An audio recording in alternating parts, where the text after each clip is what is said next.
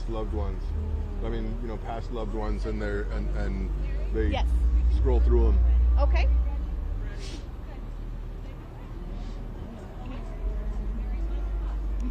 All right. Good evening, everyone. Thank you so much for joining us here on 13 News for this special edition. We are here at the All Souls Procession here at Mercado San Agustin. I am joined by Randy Young, a historian. Randy, thank you so much for joining us. We are so excited to have you here with us tonight. Hello, thank you very much for inviting us to come down. It's great to have you here at All Souls Procession. My name is Randy Young, like you said, and I'm here representing All Souls Procession in this event. And so I'm very thankful to have you all here and be able to broadcast out to the community in general, to all those of you who may have lost someone and aren't able to be here in person. We welcome you into the fold. Absolutely. Can't wait to tell you all about this, all about the significance of this event. But we are going to go ahead and take some video of the procession. It is just starting. We are starting to see it come into the MSA Annex area. And so, Randy, for anyone who's not familiar with the All Souls Procession, talk with me about the event and just its inception, how it came to be. So this came to be in 1990. Sue Johnson, a local artist, had lost her father and was grieving, and decided to do kind of a performance art piece, and did this procession and this work with a float and stuff, and from there local artists just kind of took it on, and it became its own entity altogether, just through people who are in mourning coming together, and people from a variety of cultures, and the mixing that is Tucson. We've got a wonderful variety of cultures and peoples here, and in the artist community, a lot of that is represented automatically. And so they came together with all their different traditions and their different mourning and funerary systems, and brought them all together into this thing that has continued to evolve for 35 years now. So you're talking about a lot of cultural expression and artistic expression that has continued to evolve as the community evolves, and as more and more people come in from different places.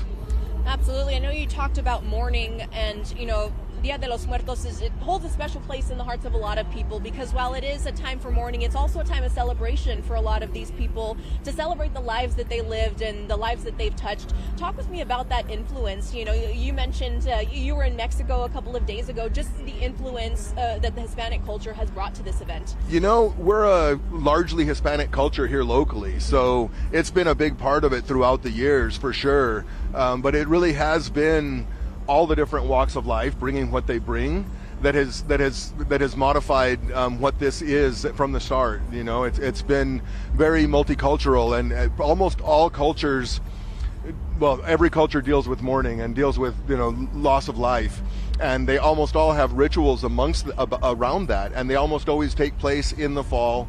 Halloween is a commercialized version of that type of passion and that type of feeling, and that it's always in the change of seasons, right? Like fertility is in the spring, and mourning and loss is in the fall, when the trees lose their leaves and the crops go fallow and all those kinds of things. So it's been something that every culture has lived with, but we definitely are a very Hispanic culture here. And my mother's from the mountains of Chihuahua, Mexico myself, so Spanish is actually my first language. And I live down in Mexico. I just came up on Friday, and so I definitely in my own family have the Dia de los Muertos background into this. But the variety is a very magical thing, because it really is an opportunity for any and all people to come together in community and mourn and celebrate, because it is that duality. And Randy, talk with me a little bit about, we see the ofrendas, or the altars, for people who aren't familiar. What are the significance of these ofrendas? There's a variety of things on these that we see, many of them on display here. What is the significance of having those out here?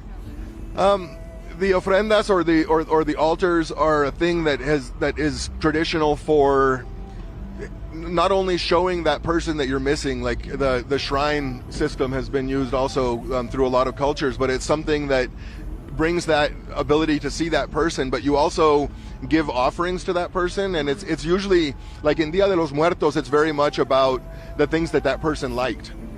And so it will often be some pulque or some some different kinds of flowers. Some the candles are always a traditional part of it, but a lot of the things are gifts, favorite foods, those kinds of things will be placed out on those altars. It's considered the time when the veil between the living and dead is weakest, is this time frame, and that's part of the reason that that all these things are celebrated in this time of year. And so that idea is that you're able to commune more directly during this time frame. Sure. And so that's something that has been, again, a common thread throughout, just like the fertility rituals and stuff in the spring. And so it's kind of a magical thing that takes place in the cultures. And death and mourning are universal. Every culture, every person, we all have it come into our lives at some extent, and as you get older, more and more it shows up, and so I think it's a pretty magical thing for people to be able to be a part of. And a lot of people who come into the All Souls, they found out about it and walked it one year, and then from then on they're permanent volunteers. They're people who've been here for 25, 30 of those 35 years, helping out and making this be, because this really is a community-run event. It is not something that is designed by one person and that's how it all has to happen. So that's kind of a magical thing, how it comes together and how it becomes as well. Yeah, absolutely. And I know we're taking some shots of you all seeing the procession starting to come in. We're starting to see a bigger crowd out that way. But Randy, talk with me about just some of the beautiful costumes and the beautiful makeup that you see at this event. Again, I know our viewers can see some of the video of what the procession itself looks like, but the colors and just the significance of the skulls and the death, but in such a beautiful presentation of it. That's one of those things that this helps people to be able to do, because in mourning it's just like crying in silence without anybody else seeing you in our culture, and like we would try to hide away that part of our lives, but you also don't get to celebrate that person. It's like people have, unfortunately, very much in common world, you get a lot of people just being like, well, just get over it. Sure. Like it's been however long it's been and all those kinds of things. And I think that people who have lost people close to them know that you never really get over it. You keep adapting and adopting new techniques to work with it. But when you can celebrate that life, I feel like that does some of the best of being able to tone down the grief. When you can go back to the wonderful parts of it, the parts where you were inspired, where you were in love, like that's the stuff that really brings back that person in your mind. And these days when we feel that veil has been lifted is a chance to really bring that to reality for us, and I think that is the biggest step towards being able to help with, at least with my own grief, it has been being able to celebrate as opposed to just mourning. Absolutely.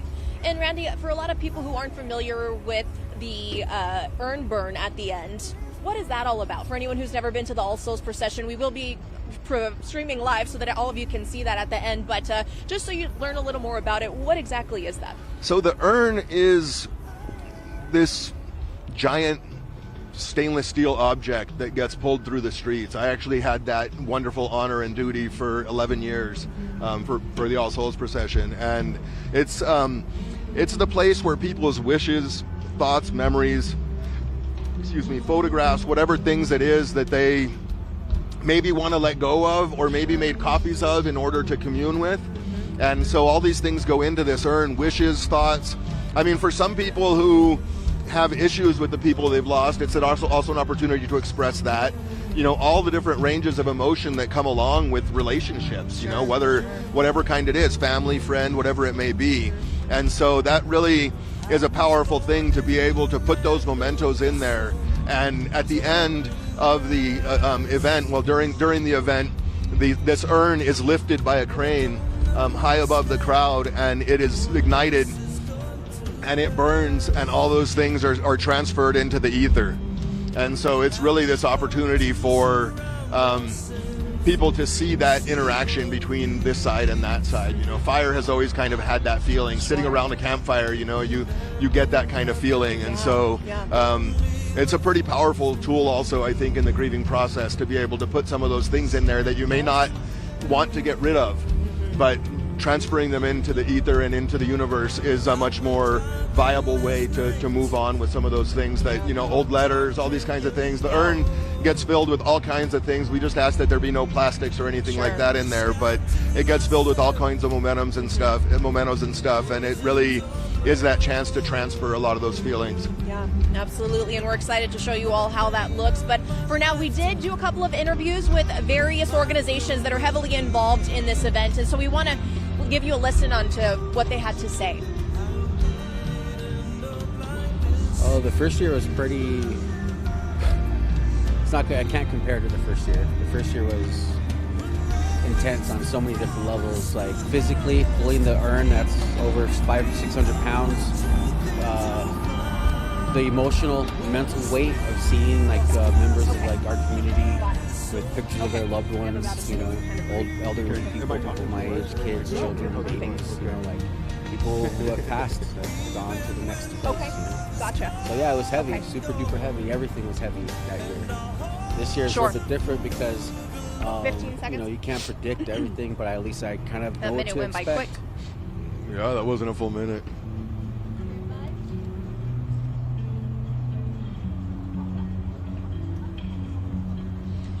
All right, once again, if you are just joining us, thank you so much. We are out here at Mercado San Agustin for one of the annual events. It is a huge event out here. I'm joined by Randy Young. Randy, we actually have the urn coming around the corner here. We can see it from our vantage point. I believe our camera can see it as well. And Randy, we talked about it a little bit already, but tell us what this is that people are seeing. What does this urn signify, and what's going to happen to it?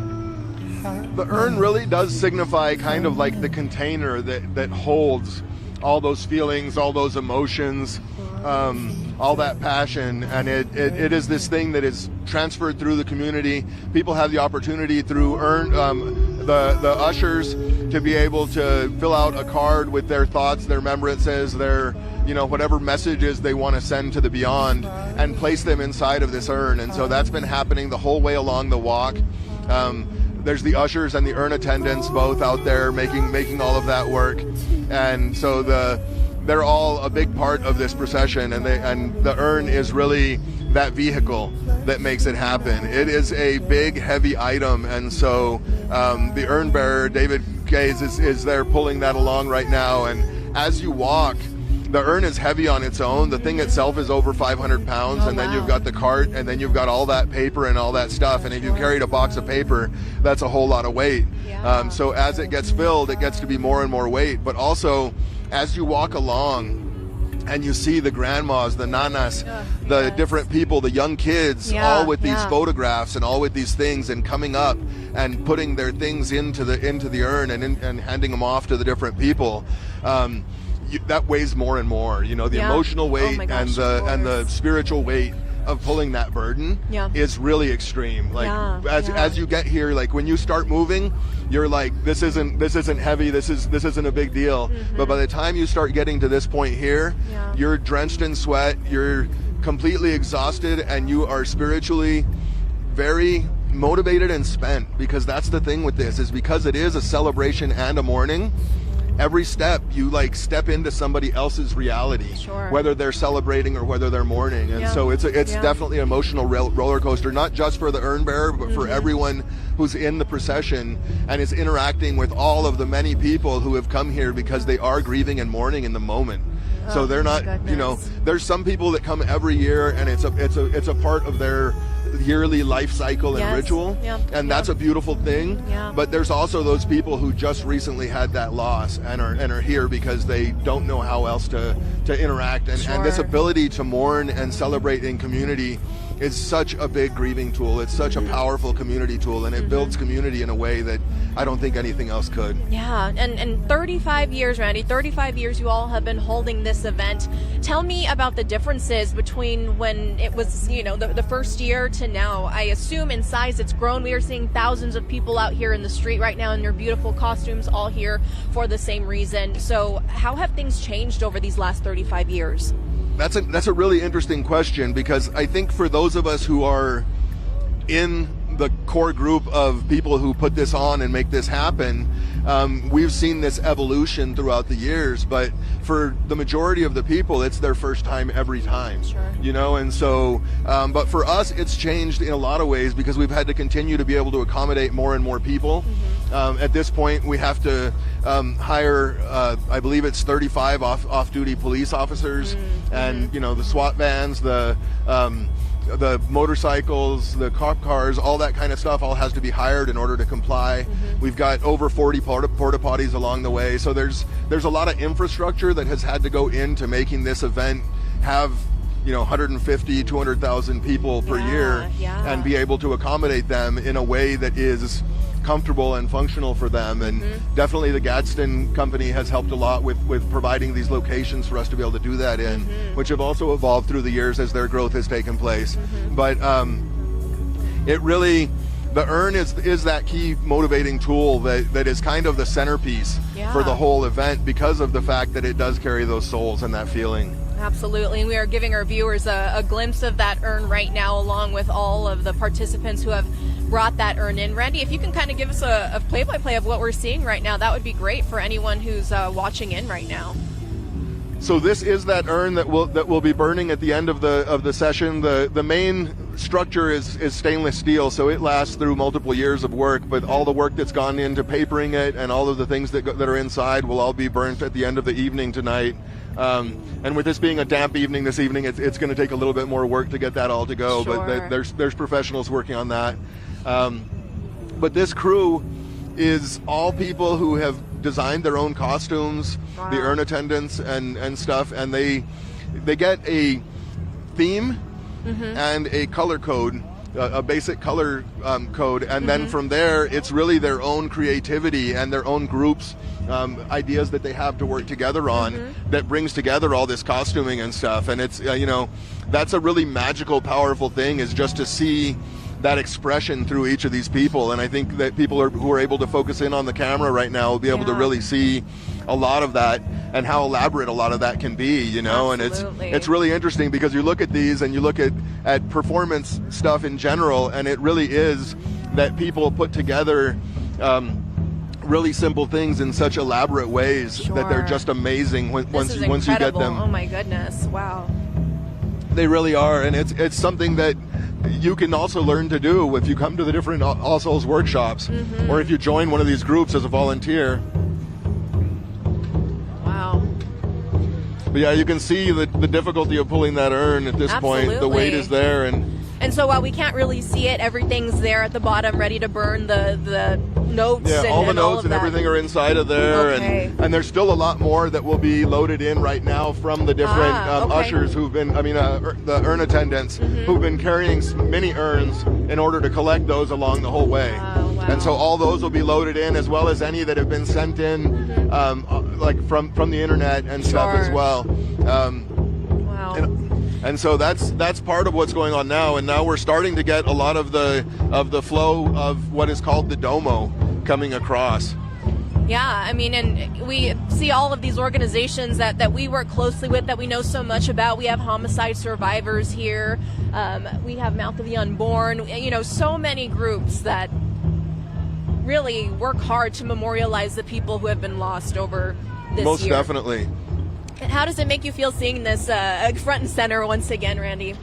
You know, I have to say, I usually don't get to see it. I'm usually, for 11 years, like I said, I was pulling that urn. So I was the person grunting and grinding to be able to pull all of this emotional weight and make sure that the community's thoughts and prayers are all brought around together to the end of this. And so being able to see it is very powerful, and being able to see the thousands of people who have taken the effort to get here and make this happen. Especially with the inclement weather today, it's really powerful to see the sea of people coming in right now. It's a beautiful thing.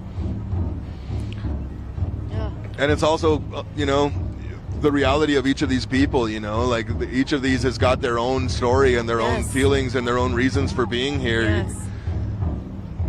And like I said, the older you get, the more it starts stacking up of the number of people that you've lost and the number of people that, you know, you currently know from your own cycle that are going. And so all those realities are something that this can really help with, because you see other people going through it too. You're not going through it alone. Yes. And that's one of the things is we tend to feel very alone amongst a lot of people. Yeah. You know, we'll without wanting to, we just lose that ability to have connection.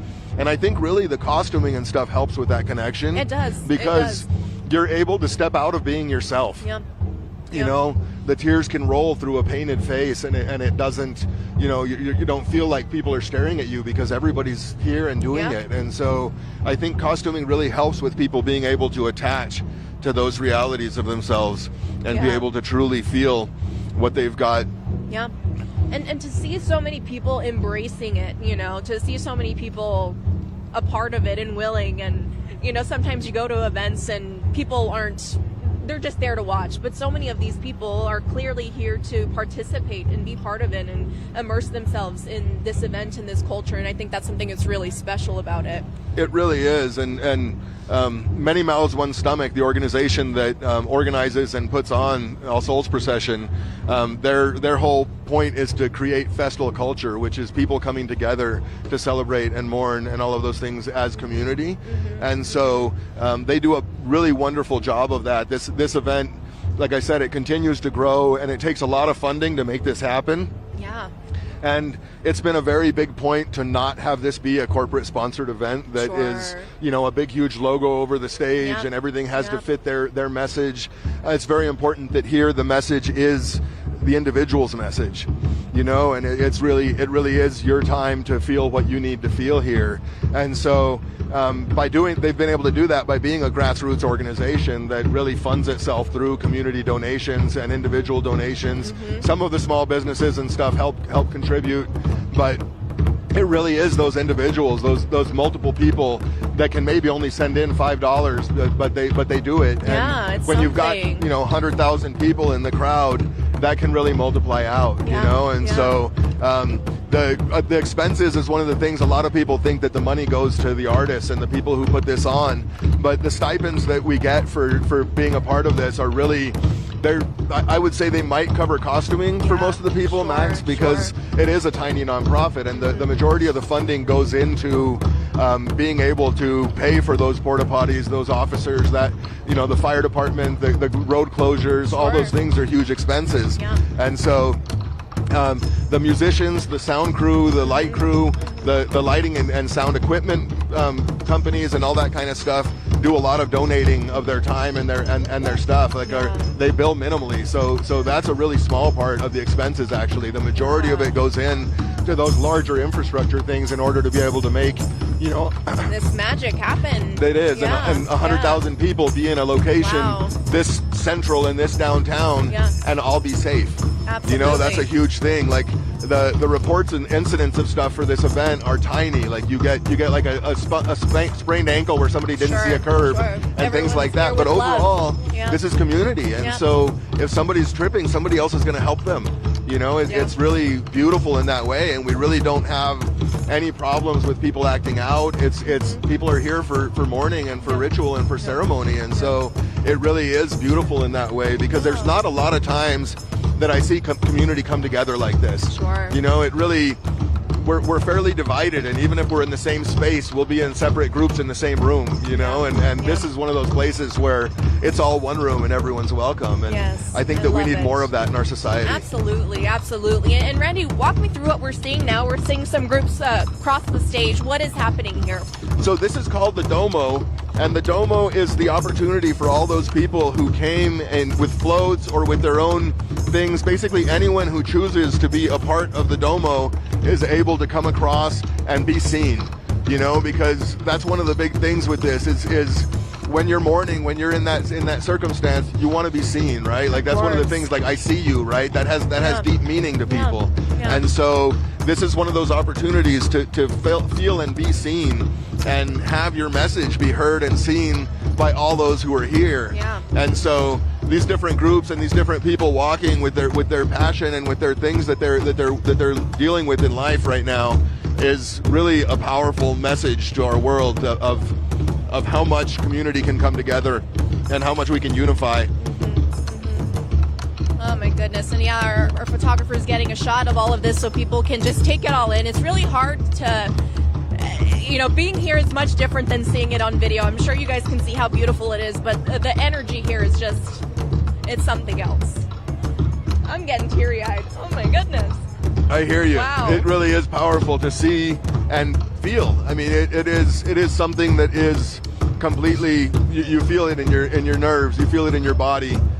You can feel the energy coming from all the different people, whatever that may be. Like I said, celebration, mourning, whatever it may be. Yeah, and absolutely. I have to say that the taiko drums are usually, they often follow the urn as we're going down the road. And they've always set my foot beat, they set my pace as I'm moving. Yeah. But I think, again, that drum is that primal heartbeat, and so it does that too. Yeah. That's part of what's bringing that about. You feel it. You do, and it opens you up to all the other.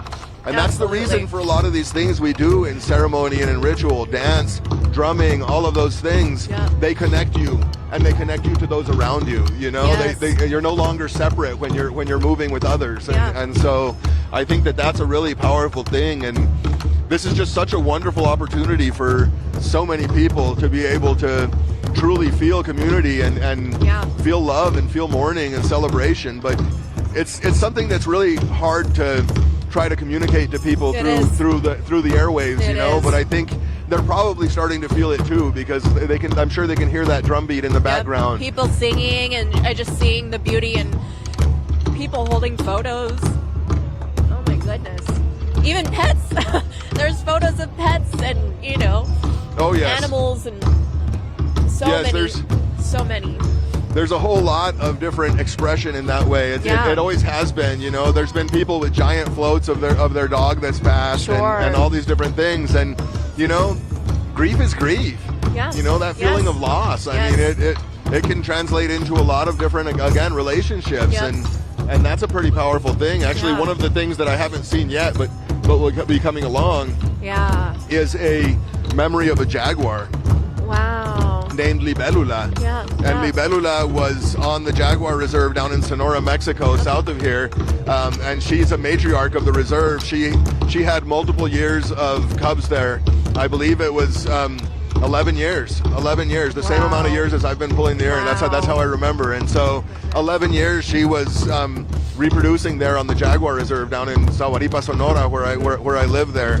I used to be the manager of that Jaguar Reserve for Northern Jaguar Project, and there's a float coming by in a little bit here of Libélula. I'm hoping that we'll be able to have it on camera. Absolutely. But it's a very powerful remembrance to a jaguar who helped populate some of our region. That's incredible. And so So it's not just humans; it's animals who have made an impact on our community as well that people are here to remember.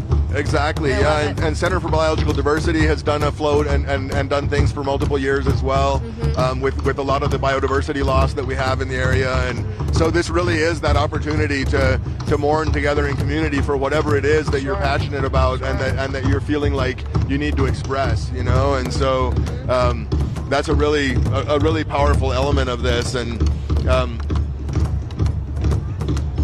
wow. There it comes now, actually. Oh, is it coming? Oh, yes, I see the jaguar. Yeah, there's the jaguar now. Yeah, absolutely. Maybe we'll see if we can see it once it comes hopefully we can get a view of it. How beautiful. And that jaguar's name was Libélula. Libélula means dragonfly in Spanish. Although where I'm at, they call him cigarrillo. Okay. But Libélula is a jaguar, and so. Wow. Oh my goodness. And Randy, I mean, you've been out here. It's been raining. It's been cold. It has been muddy. And that hasn't stopped people. There's seemingly thousands of people here who have still come out no matter what. They're going to be here. That's just such a reality. This is all passion for all these people. This isn't, like you mentioned a while ago, this isn't a spectator sport. Like these people are all individual participants in this event, and so rain isn't going to stop them.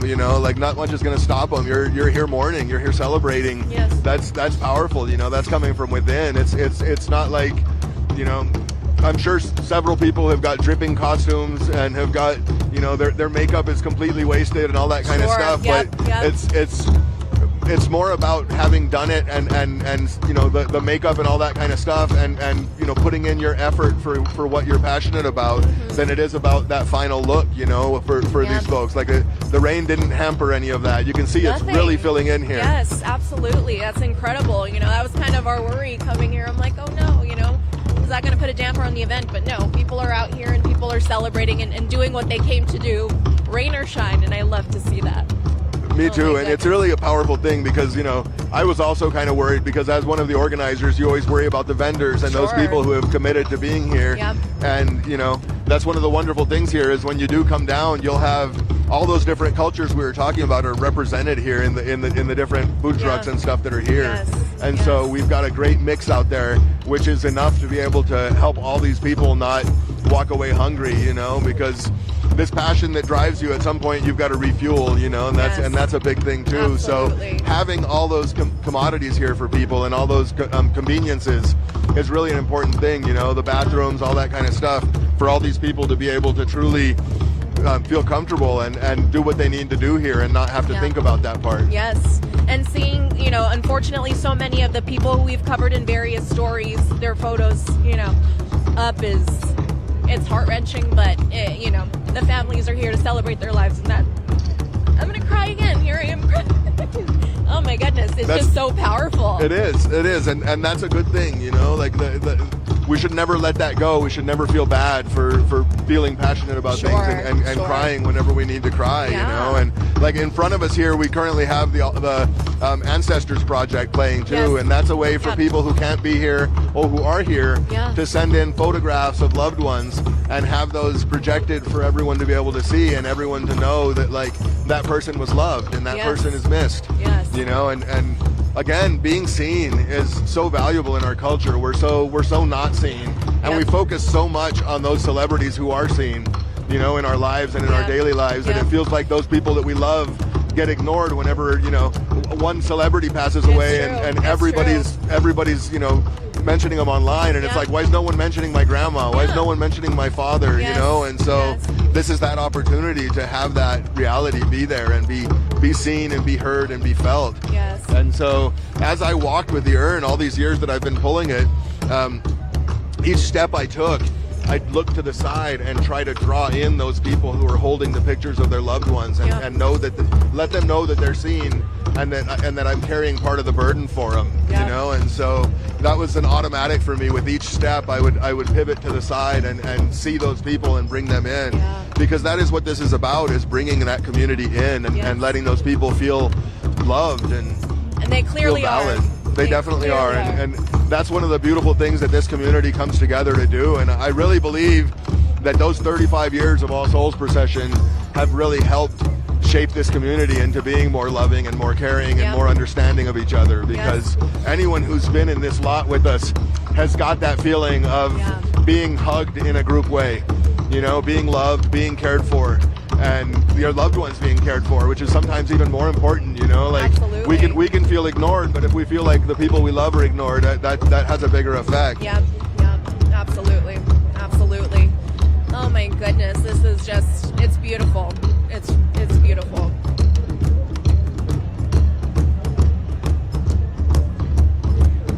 Now, Randy, you were saying how many thousands of people typically attend this event? It varies, of course, year to year, but it's typically I believe in the 150,000 range is what's commonly here. And you know, that's from all walks of life. There's people that come in from other parts of the world. There's lots of people from all over the country, and there's also a lot of people who come in every year from different parts of the country that are volunteers with the procession that help make this happen. Currently, the Taiko crew actually has people from all over the country, as well as from Japan as well in it. Wow. So, but that, you know, that ability again to mourn in community is something that isn't common most places, you know, and so it's really not just a festival. It's really something much more powerful for the people who are a part of it. And most people who have volunteered here come back year after year after year and continue to do things, and we always need more help in that way, you know. Anyone who's watching and would like to, I mean, this is incredible to, you know, be just a locally run event, essentially. Like you said, you don't have a corporate sponsor. That's very important to keep it just as personal as it is for a lot of people in the community. I know they value that. They value just the homegrown values that you all have instilled here. Most definitely. And, as far as the volunteers are concerned, it's really amazing the different parts that you can be involved in. There's so many different crews in the All Souls family that make all of these things happen. And so no matter who you are and what you do, there's most likely a niche you can fill in All Souls and help make it that much stronger and that much more meaningful for people in the future. And if you can't, volunteer, there's always the ability to donate and help fund this because it is community funded as well. Yes, yeah, absolutely. For anyone watching, you can find all that information on your website. I take it the All Souls website? Yes. Perfect. AllSoulsProcession.org. Great. Oh my goodness. And so you were talking about the Domo. We still have a line of people coming through, if that's any indication of just how big this event is and how many groups are involved who want to remember people who they've lost. Again, we've seen homicide survivors and we've seen Mothers Against Drunk Driving, just a number of different organizations who want to make sure that no one's forgotten. So it's again, the best word to use is powerful. It's very powerful out here. And Randy, let's talk a little bit about how this event still went on even during the pandemic. Granted, it was a couple of years ago, but how difficult was it, especially because we were losing so many people during this time period, to put something together to ensure that you didn't miss a year of memorializing all of these people? Well, that was a key thing because it was, so much loss. And so we wound up having to do a virtual All Souls procession, and a whole lot of names got mailed in and emailed in, of course. And it was still a powerful ceremony, and it was powerful for those who were able to be a part of the live stream and stuff. But it was difficult for all of us because this really is kind of like, for me, this is my New Year's, basically. Sure. Like, this is my year cycle starts again after All Souls procession. And that's true for a lot of people. Yeah. And so it was really difficult for a lot of us to be able to try to shift gears because we really felt like it needed to happen. But of course, there couldn't be the in-person gatherings and all that kind of stuff. And it was painful for everyone who had losses, as well as painful for us to not be able to feel like we could do as much as we're typically used to doing for that. Oh my goodness. But we still had to do whatever we could because there was so much immense loss. Sure. Yeah, absolutely. And Randy, for anyone who's just joining us, because we are having people tune in, throughout the stream, one more time, if you don't mind, just discussing the significance of this event, just what is so important about the All Souls procession and why it is such a significant event specifically to Southern Arizonans.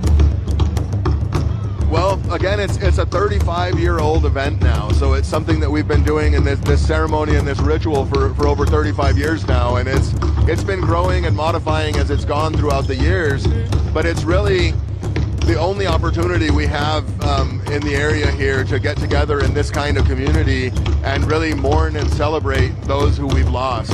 And some people, it may be that they've just found out about All Souls and they're mourning someone that they lost 20 years ago, but they've never felt the ability to do it in a real way. Our culture really has this feeling of shutting down anyone who's being emotional in any way, whether they're joyous or whether they're mourning, whatever it may be. It's like, don't get your emotions on me kind of a vibe. And so this is really an opportunity for people to get together and feel seen and feel loved and mourn and celebrate those lives. And the fact that you're amongst others who are also mourning and celebrating really helps you go on that walk. It helps you be able to go through those cycles because, when you're in intense mourning and someone near you is celebrating that person that they've lost, it might just like spark that memory of like that person being joyous and boisterous and those kinds of things,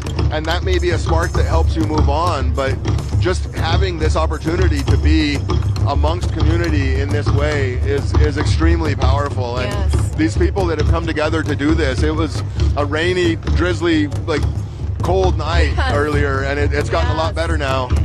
But all these people are still here. They didn't go home. This is something that everyone is passionate about and really are here for a purpose, and it's a very powerful thing to be a part of.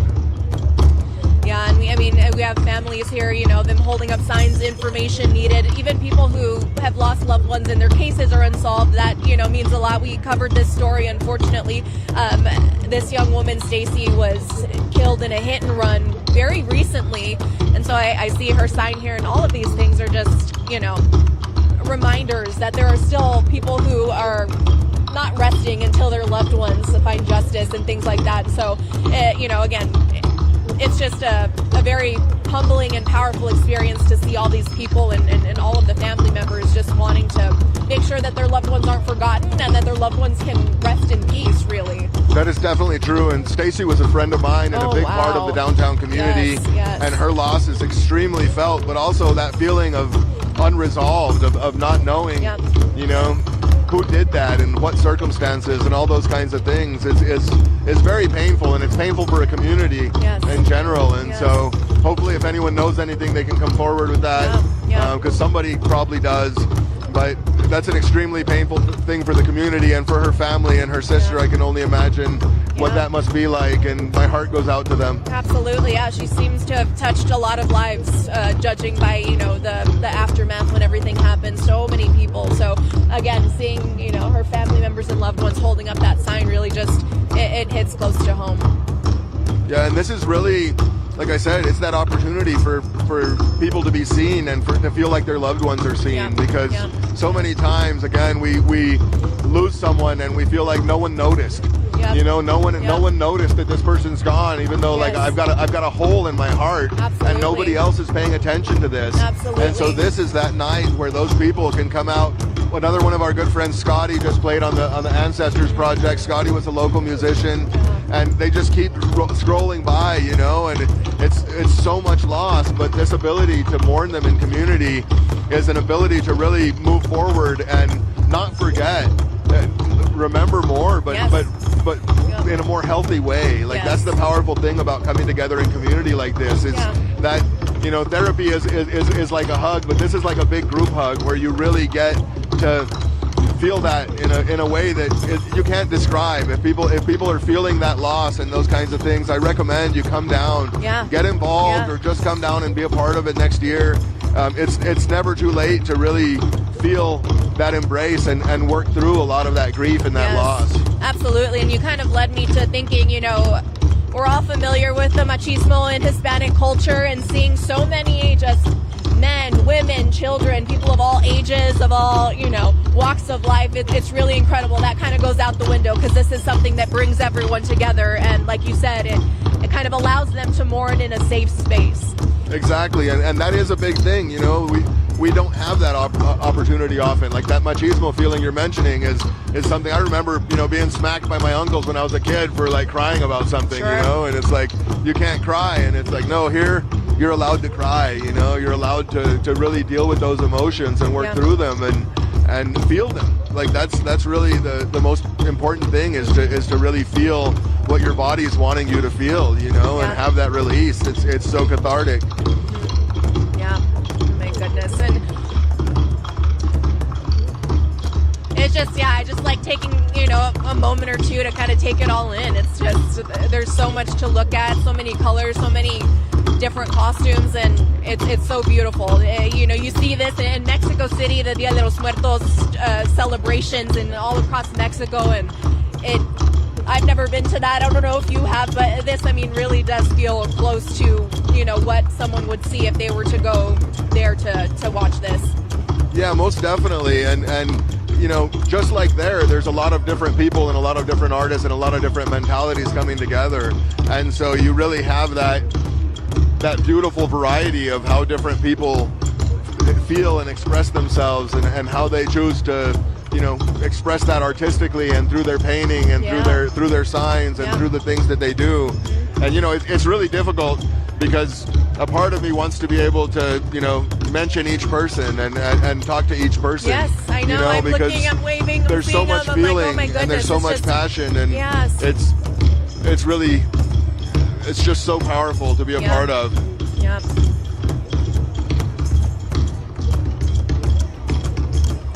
And so walk us through what the night entails. We're doing the Domo right now, and then following that, what does the night entail for anyone who's not able to be here, but they are joining us on the live stream? So after the Domo, there'll be a performance. Okay. It's a really huge performance art piece. There's over 25 different artistic directors involved in the procession, and there'll be a whole lot of artists doing their work here. Right now, we can hear the taiko drummers behind us, and they're a wonderful group that's been a part of All Souls Procession for a lot of years now.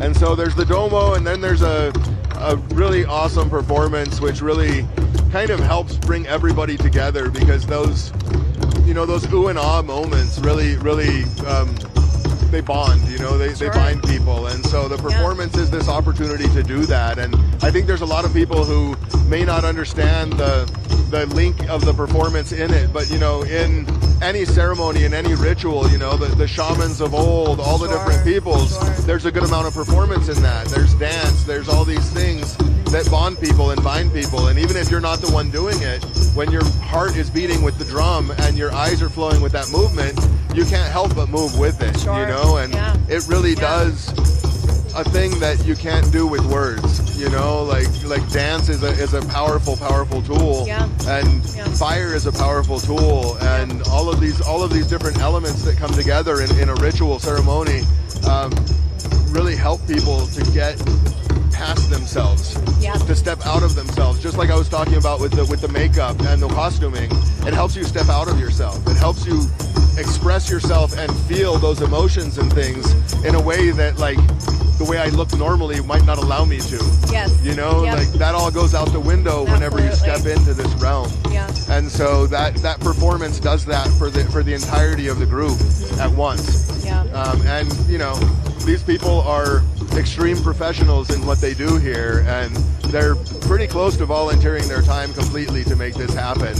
And it's really a powerful thing that has continued to happen, and it's something that, like I said, people come from all over the country who've been a part of it before, because it is something that is that important to them that they have to be a part of it. Yes, and I can see why now. Like I told you, it had been years since I'd been out here, but it's a good reminder of why people come out here. It's incredible. It really is such an important event too.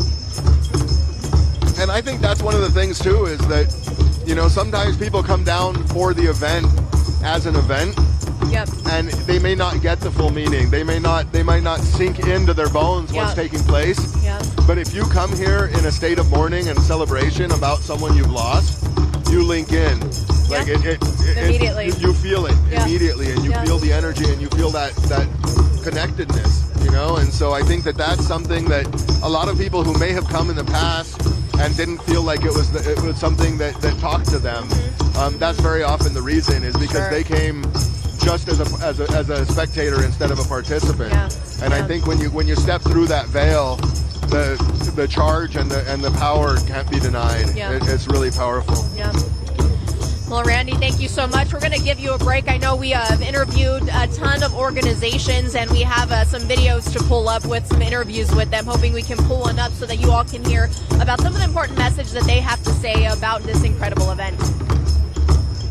The doulas are creating a installation at Menlo Park. It is going to be a ethereal space that we're creating, and then also a Before I Die wall. And what we're going to be doing is the participants will come to the beginning of the installation, and they'll choose one of these cards from a large bowl, and inside the card it has a date or a time on it, and it is how much time you have left on Earth. So when you pick your card, like this one says 12 weeks, 30. Then you're going to go into the space and sort of contemplate what you might want to do if you really only had 12 weeks left of your life.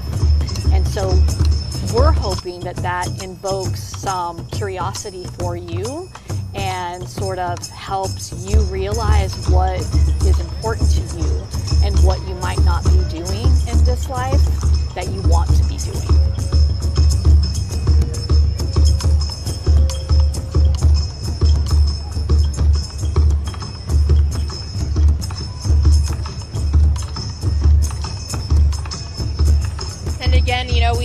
spoken with so many organizations who take part in this, and we are starting to see some of them cross the stage. As you were mentioning, you were just seeing the Domo. It seems like it's kind of winding down on this end of things with those groups who have walked across the stage showing the pictures and messages that they want everyone to see. And then after this, Randy, what do we expect? What kind of performances take place out here for this event? It's really an amazing performance that's going to take place. It varies greatly year to year. The performers change, and a lot of them are core members, but there's also a lot of other people who come in. And so it's going to be dance, fire spectacle. I'm not even sure what all, because I haven't. I wasn't able to make it to the dress rehearsal this year. But it is a powerful, moving performance that will help, like I said, get these people connected and really feel one with what's going on. I'm always mesmerized by the things that people are able to do here, and the power that comes together through that, because it really is it's a link that you can't describe. Like I said, the performance art part of shamanism and of this type of a thing, and even your different religions, the way they go through their rituals and their ceremonies and their whether it be mass or it be a church session or whatever it may be. There's a certain amount of show in that. There's a certain amount of thing that helps you link to things above yourself, beyond yourself, and all of that. And so this helps with that, and this is very open to all cultures and all people's way of thinking and all people's different things that they bring to the table. And so that's one of the things that I think is very powerful about it, is that it is totally all inclusive to anything people want to come in with. And while you do see some religious ties, it's really more of a spiritual thing, I've noticed. Like you said, it's not so much there's no differences between cultures or religions here. It's just a spiritual moment where people can come together and kind of breathe and do so in a community that allows them to embrace each other. Exactly, and express themselves and feel embraced by everyone. And again, when you're in the costume, you don't have ethnicity, you don't have any of those things. Even just face paint. You're now whoever that is that you painted. And so that's a really powerful tool too, to help people to be able to reach across those lines and just be in community and not have that separation and those divisions. And so that's a really powerful thing that takes place here. It's one of the most amazing events. It is the most amazing event I've ever been a part of, and it's something that for me is something I will be doing every year as long as I can still manage to move my body to be able to get here. Yes, I love that. And talk with me. I see them kind of propping up the urn now. What are we looking at? It looks like they put everything inside that needs to be in there, and how does that work now through the evening? Yeah, so they've been putting all of the different prayers, wishes, thoughts, all of the different things that people want to send off into the universe. Also prepping it with the incendiary stuff in order for it to be able to burn efficiently. And with tonight being a rainy night, there's a little bit more work going into that, I'm sure. But fire department's all here and stuff, but we've been working with Tucson Fire for so long now that that relationship's really strong. They know that we are extremely cautious and know what we're doing about all the work. And so it's a really good relationship there. A lot of people think that when the fire crew shows up, we're going to be worried, and it's like, no, we're glad to see our friends here. I noticed the Tucson fire truck here, and I was like, I know why they're here, to make sure things go down smoothly. So, appreciative of them and all the officers who are here for security and just making sure everything is safe out here and people are doing all right. And thankfully, things seem to be going pretty well tonight. And again, people didn't care about the rain, didn't care about the cold. They are here and they're ready to celebrate their loved ones and pets and everything. And the event has definitely got a lot of people in it, but if you want to come down, there's still room. I see some gaps out there, so you can still come down for sure. You'd be more than welcome. If anyone wants to come out, there's still time and still a lot to see. So. And a lot to feel. Absolutely.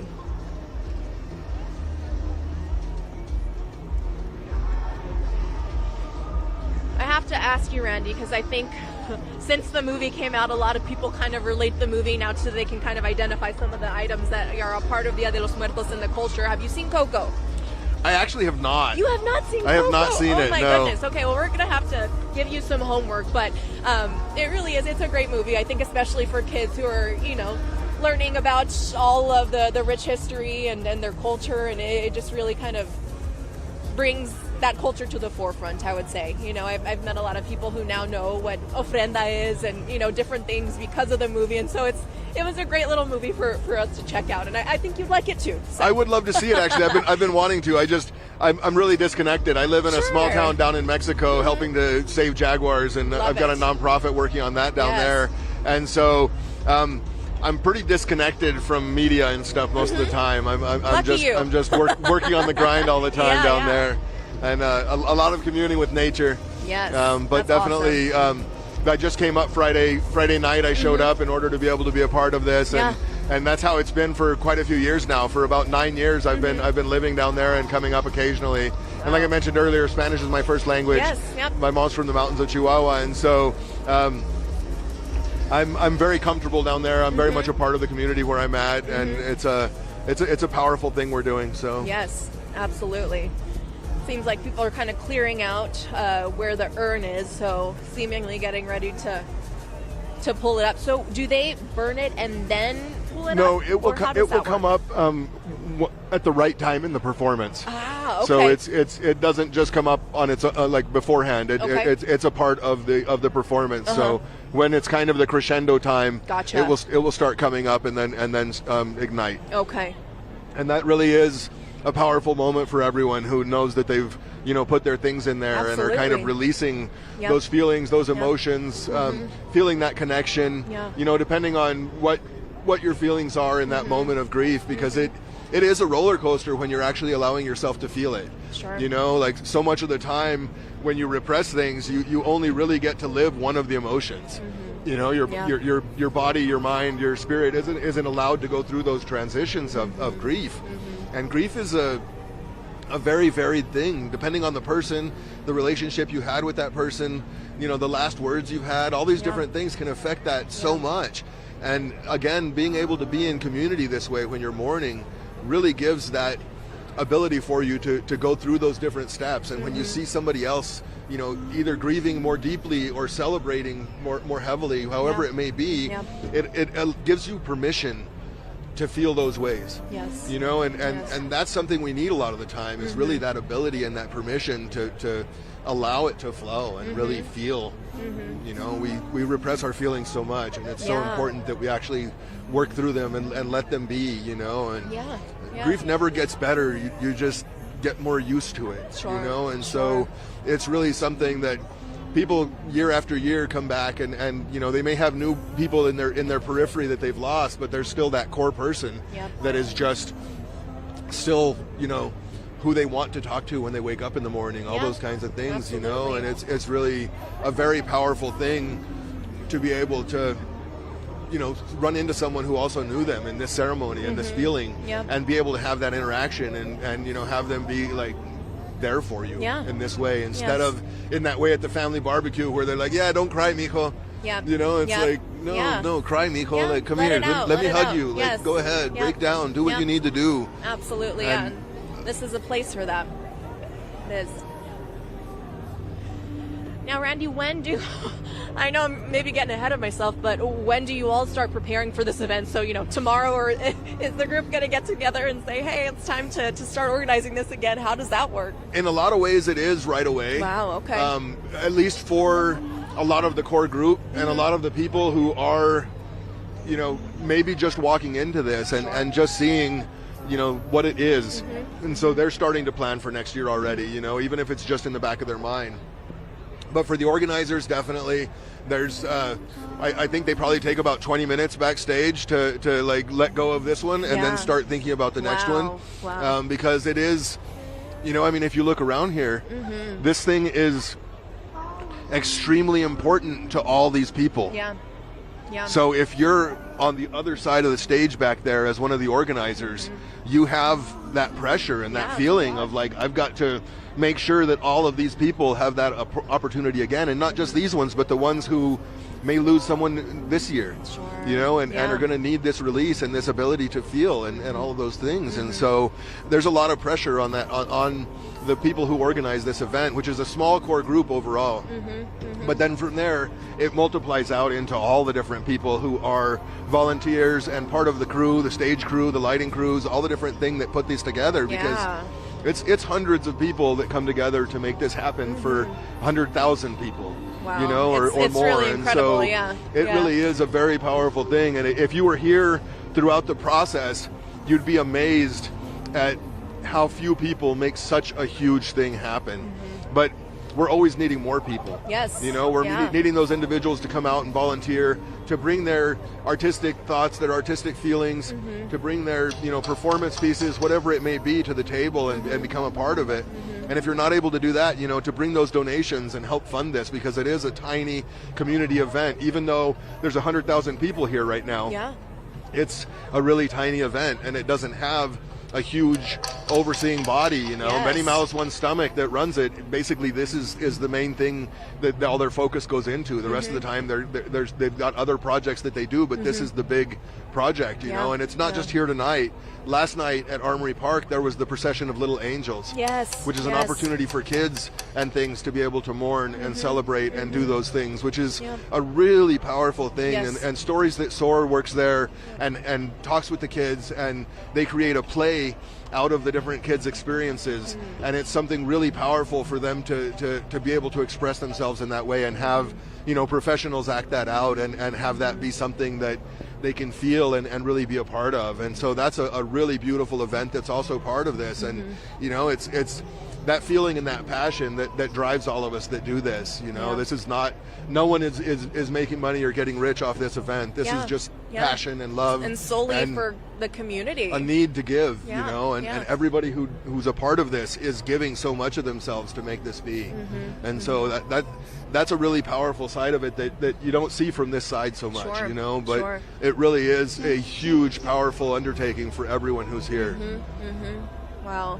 And you mentioned it earlier, you know, this event is not corporate sponsored, and then Lord willing never will be, but that's why you all need help from the community. So if anyone is willing to and wants to help, how do they go about that?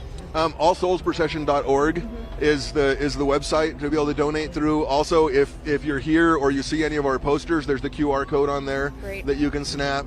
And so there's the ability through those things.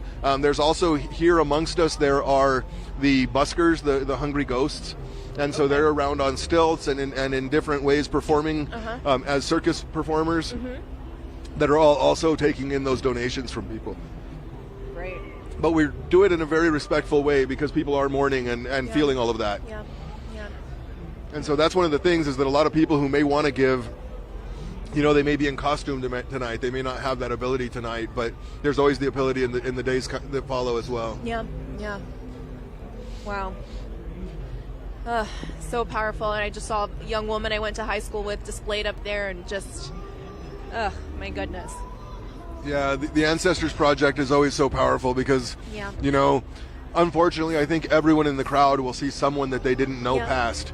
And that'll be one more notch in their emotion for the evening, and one more feeling of, you know, thankfulness for being able to be here and mourn together that person, you know, and celebrate that person's life. Because, again, being seen is something that is so not common for the majority of us in our culture. Yeah. You know, we kind of don't exist. It's always looking out at others instead of feeling seen on our own. And these things are very important for that, because when you have lost someone, feeling seen and feeling like they're seen and they're appreciated and people acknowledged that they're gone and that they lived and that they were, you know, that's very powerful, because that's something that we often don't get, you know. And like I mentioned earlier, you know, so many times when a celebrity goes, everyone you know is mentioning it on social media, and you're like, but I just lost my such and such, and no one knows, no one sees it, you know. And so this is that opportunity for those people to be seen and felt and heard, and even if their images aren't here,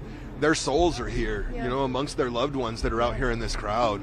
You know, their love is here. There's people here who are carrying them and carrying that you know, that love and that, you know, sometimes that hurt, you know, whatever the circumstance may be, but it's still You know, it's very powerful, and it's something that we need to be able to express and have be a part of our lives. Yes, absolutely. And as you mentioned, a lot of the things that people are putting in the urns that, you know, signify things that you're ready to let go of and move on from, a lot of those things are unfortunately, you know, losing a loved one and not having the best relationship with them or things like that. And, you know, that's important to acknowledge as well, that people are, you know, even after certain people have passed away, wanting to let some of that go and let that off their chest and their shoulders. That's definitely true, and I actually had someone walk up to me once as the urn bearer, and like needing to mention to someone how they were feeling and what they were doing, and they were like, I was never able to tell them how I actually felt about him, but they were angry in their voice with what they were saying, you know. And so that was the ability for them to release right then, something that they hadn't been able to release, that they were never able to say. You know, and relationships are hard. They vary greatly, you know, and not everyone's had the best relationship with their immediate family, their friends, their whoever. But they still have left that mark on our hearts. They're still a part of us, you know. And so that ability to say those things and to feel those things is really so important and so missed in general in our society. And this type of an event that allows people to come together and truly express their emotions and their feelings and all those kinds of things, but not just, you know, screaming into a void, but around people who are also expressing it, and who, even if they don't know who you've lost, they see you in your eyes, and they say, I see you, I feel your loss, and I too have lost. And that is something that exchange, even with no words, is a hug, you know. It is that interaction of community that we so long for in our current world.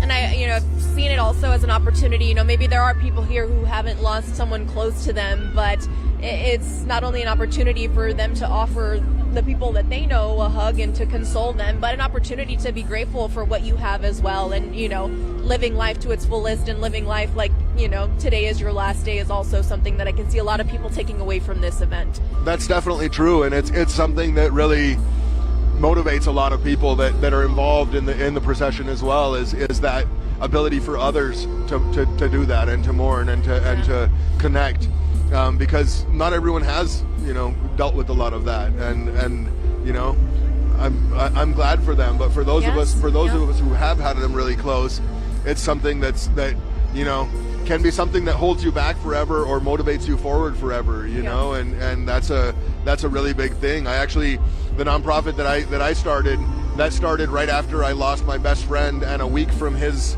funeral my mom passed. And so I actually got a vulture tattooed on my back that's circling back around for me to remind me, like, death's coming for you. You got to make a difference before you go. And so I created a nonprofit to be able to try to have the biggest impact I can with my life, you know. And so this kind of mourning, but celebrating and doing it with community and with culture also gives you more creative ways to deal with your grief. You know, and it gives you that ability to be like, okay, so I've had these things happen to me, but they're going to motivate me forward, and they're going to help me to, you know, have an impact, and to, you know, the effort that person put into your life, and what the, you know, the impact they had, like, show that, you know. And maybe it's somebody who taught you guitar or whatever it may be, but like, cherish that and show it and lift it up, you know. And so this is that opportunity for a lot of people to really go through those transitions. Well, you are making a difference, so I just wanted you to know. So thank you. This is incredible, absolutely incredible. And what you're talking about, what you're doing with the Jaguars, amazing. So, thank you. I greatly appreciate that. Yeah, thank you. So walk us through again for anyone who's just joining us, Randy, what we are waiting for, what kind of the process is throughout this evening, to just for anyone again who's not joining us here in person, who's streaming, what can they expect? Well, right now people are gathering. We just finished the Domo, and so they're kind of letting everybody get kind of situated in the space. Gotcha. And the performance has started up. We currently have just music taking place, but it's powerful, heartfelt music, and the performance is about to kick up out here on the stage in a bigger way any minute now. So there's a whole lot that goes on with each of these crews, and so they've all got to get themselves organized and make it happen. But we'll be seeing multiple different types of performance art right here behind us in just a little bit here. And then towards the end of it, the urn will be raised on the crane, and that will ignite. and send all the people's thoughts and prayers and wishes and whatever it may be that are in that urn off into the ether and into the universe, and send it on beyond the veil. Like we mentioned earlier, the whole idea of Halloween and Dia de los Muertos and all these different kinds of things is that the veil is thinner at this time of year. Yes. We feel that way a lot, I think, because the leaves are changing. There's the plants are dying around us, and all those types of cycles take place, and so that's why almost all cultures have got some type of rituals around death in this time of year. And so that's a really kind of a universal thing, and this time of year meaning this season, right? Because if you're in the southern hemisphere, it's a different time of year, but it's the same season. And so and that's something funny. It's like Tucson welcomed in the season just this weekend. It really feels that way. We had the warmth, and here we are, and now this event, I feel like it means a little bit more because it finally, like you said, does feel like the season has changed, and it's time to turn a new leaf, if you will. Definitely, the cycle has definitely been enacted, and we felt that in a big way with the rain and the cold. Yes, yeah.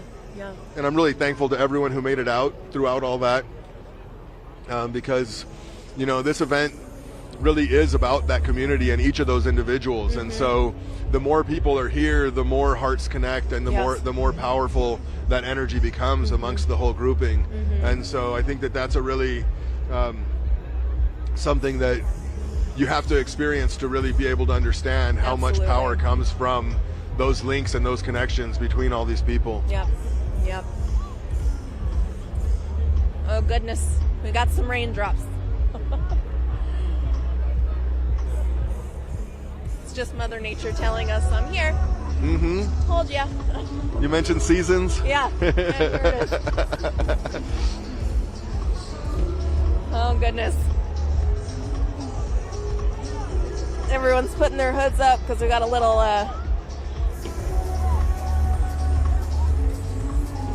bit of rain out here. Well, Randy, didn't think we'd be getting poured on, but here we are. You never know what to expect. You never know what to expect. All right, guys, it's a live event. You know how this goes.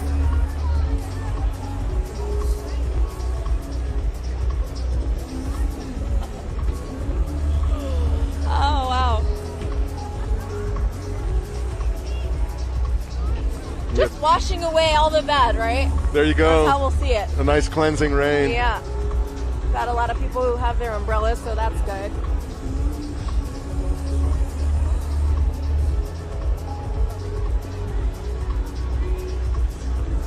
Do you have to worry about these things at all? I don't know.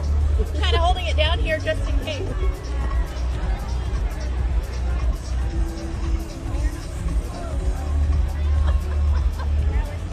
Oh, goodness.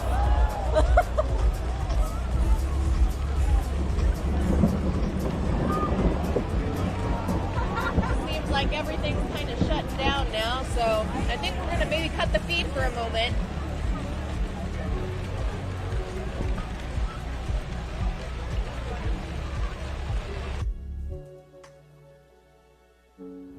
Before the procession begins, the streets shut down, people come out to make sure they can get parking or get themselves here on foot, public transportation, what have you, and it becomes a long wait.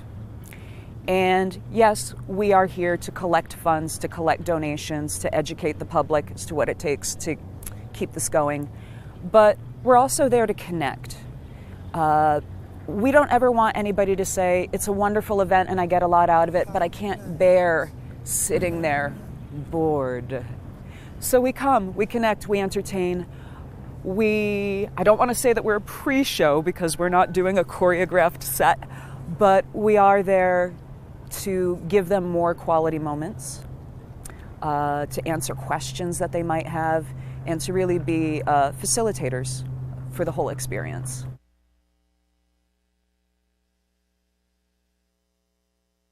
The Ghost Buskers are our event day street team. We come out in all of our finery and we do mini performances and talk to the crowd and explain to them all of the costs that go into putting on this free event. We want the event to be free for everybody. It's a day of remembrance, it's a celebration of life, and it is a community building event. And we don't ever want to put a price on grief, celebration, remembrance, or community. That said, there are a lot of costs that go into the permits and the security, the porta potties, and a lot of other things that it takes to make everybody feel safe and comfortable during our celebration.